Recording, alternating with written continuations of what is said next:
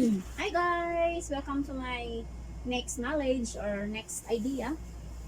Baka kasi pagkataon na may mga ganun din kayong na wala kayong idea, at least nakuha kayo ng idea. So meron pala ako dito guys na philo. Ano ba yun? Travel? Ganyan sa liig ba? Iniwan ng gesso. Ang ganda kasi ng pagkalambot niya. Kaya hindi ko siya tinapon. So ngayon, nag-isip ako na hindi ko gusto yung kulay pero nagawa ako ng paraan. So ngayon, nung pumunta ako sa isang ukay-ukay, naalala ko to. So ngayon, mayroon akong nakita sa ukay-ukay na Hello Kitty na pink. Taran! Favorite color ko guys. So, ito yung i-cover ko sa kanya. So, let's go! Try natin kung good luck. Ganyan natin para.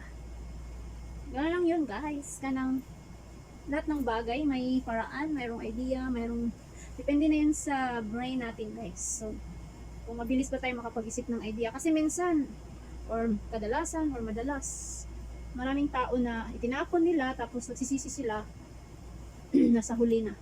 Kaya lang, wala na, natapon na, di ba? Sana magkasya siya. Kasi malaki eh. So, gusto ko siya eh. Good luck na lang kung magkasya. Kasi, ano eh, malaki.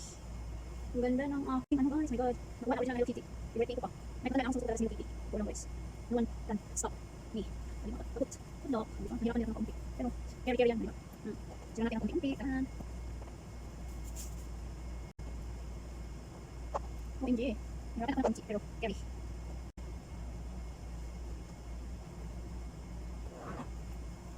Yeah! Look at guys! Oh my gosh.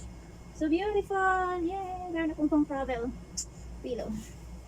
Thank you for watching. Sana may natutunan kayo guys. Please share, likes, and comment kung meron kayong gustong sabihin. Bye-bye. See you my next knowledge. Pag may knowledge, may power.